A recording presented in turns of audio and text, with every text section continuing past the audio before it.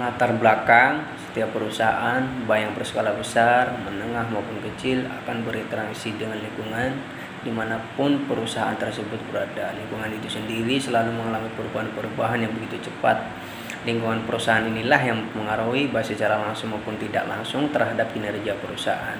Dengan demikian, perusahaan yang bisa bertahan hidup adalah perusahaan yang bisa menyesuaikan diri dengan perubahan lingkungannya. Sebaliknya, perusahaan akan mengalami masa kehancuran apabila perusahaan tersebut tidak memperhatikan perkembangan dan perubahan lingkungan di sekitarnya. Istilah stakeholders atau dinamakan pemangku kepentingan adalah kelompok atau individu yang dukungannya diperlakukan demi kesejahteraan dan kelangsungan hidup organisasi. Pemangku kepentingan adalah seseorang, organisasi atau kelompok dengan kepentingan terhadap suatu sumber daya alam tertentu. Masalah ada 6 bagian. 1. Apa itu lingkungan bisnis? 2. Bagaimana pembagian lingkungan bisnis? 3. Apa saja jenis-jenis lingkungan bisnis? 4. Apa itu teori pemangku kepentingan? 5. Apa saja prinsip stakeholder? 6. Bagaimana klasifikasi stakeholder? Tujuan ada 6 macam, yaitu 1. Untuk mengetahui teori lingkungan bisnis. 2. Untuk mengetahui pembagian lingkungan bisnis. 3. Untuk mengetahui jenis-jenis lingkungan bisnis. 4. Untuk mengetahui teori pemangku kepentingan. 5. Untuk mengetahui prinsip-prinsip stakeholder. 6. Untuk mengetahui bagaimana klasifikasi stakeholders. Pembahasan 2.1 Pengertian lingkungan bisnis. Lingkungan environment dapat diartikan keseluruhan unsur-unsur yang dapat saling berhubungan dan saling mempengaruhi terhadap suatu keadaan dan kegiatan tertentu. Lingkungan terdiri dari unsur fisik dan non-fisik.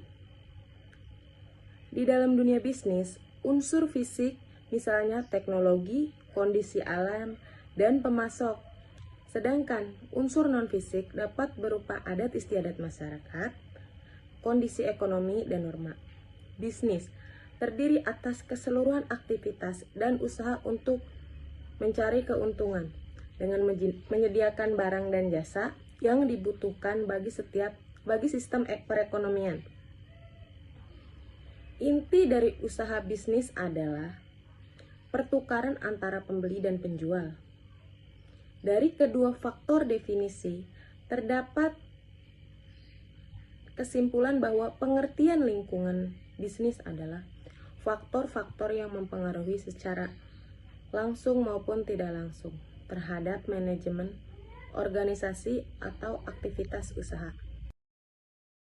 Pembahasan 2.2 Pembagian lingkungan bisnis. Lingkungan organisasi dapat dibedakan atas lingkungan eksternal dan lingkungan internal.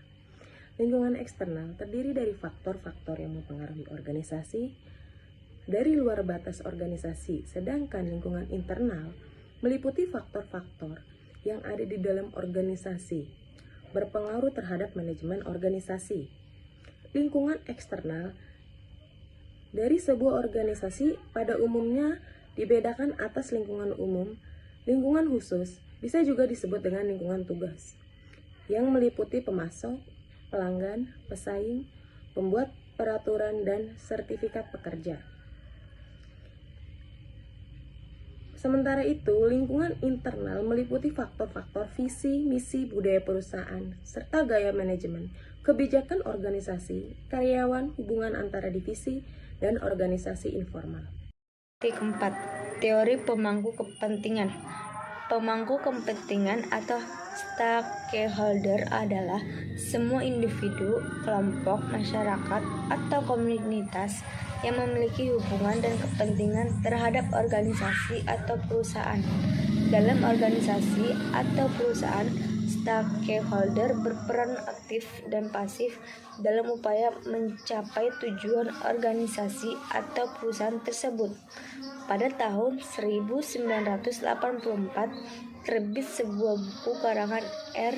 Edward Freeman yang berjudul Strategi Manajemen: A Stakeholder Approach. Buku Freeman tersebut dalam waktu relatif singkat menarik perhatian para pemikir karena isinya dianggap menggoncangkan paradigma manajerial kapitalis ataupun madhab strategi bisnis yang bertujuan maksimalisasi stakeholder value yang dominan saat itu atau bahkan masih cukup kuat sampai saat ini.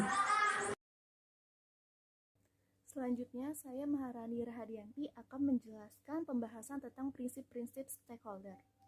Berbeda dengan era sebelumnya, tanggung jawab bisnis telah berubah di era kompetensi global sekarang ini.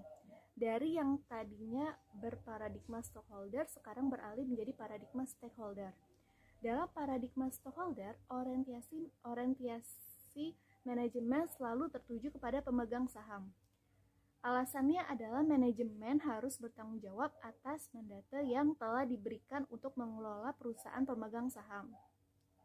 Oleh karena itu, dalam paradigma stockholder, pemegang saham adalah segala-galanya bagi manajemen. Sedangkan dalam paradigma stakeholder, manajemen dihadapkan pada banyak pihak atau bisa dikelompokkan menjadi dua, yaitu stakeholder primer atau pemegang saham, kreditor, pekerja pemasok, penyalur, pelanggan, dan pesaing, dan stakeholder sekunder, yaitu pemerintah, masyarakat, aktivis sosial, pendukung bisnis, media massa, dan pendapat umum. Dengan peralihan paradigma stakeholder menjadi stakeholder, maka manajemen harus mematuhi prinsip-prinsip stakeholder. Prinsip-prinsip tersebut adalah sebagai berikut, yaitu pelanggan, pekerja, pemegang saham, pemasok, pesaing, dan masyarakat. Klasifikasi stakeholder. Secara umum, stakeholder dapat dikelompokkan berdasarkan kekuatan, posisi, dan pengaruhnya. Adapun klasifikasi stakeholder adalah sebagai berikut. Yang pertama, stakeholder utama atau primer. Stakeholder primer ini berhubungan langsung dengan pembuatan kebijakan, program, dan proyek. Mereka merupakan penentu utama dalam kegiatan pengambilan keputusan. 2. Stakeholder pendukung atau sekunder. Stakeholder sekunder adalah pihak yang tidak berkaitan langsung terhadap suatu kebijakan, program, dan proyek. Namun, stakeholder sekunder punya keprihatinan dan kepedulian sehingga ikut menyuarakan pendapat yang bisa mempengaruhi sikap stakeholder utama dan keputusan legal pemerintah. 3. Stakeholder kunci. Stakeholder kunci adalah unsur eksekutif berdasarkan levelnya atau legislatif dan instansi yang punya wewenang secara legal untuk mengambil keputusan. Contoh stakeholder kunci, suatu proyek di daerah kabupaten, pemerintah kabupaten, DPR kabupaten, dinas yang membawahi langsung proyek yang bersangkutan.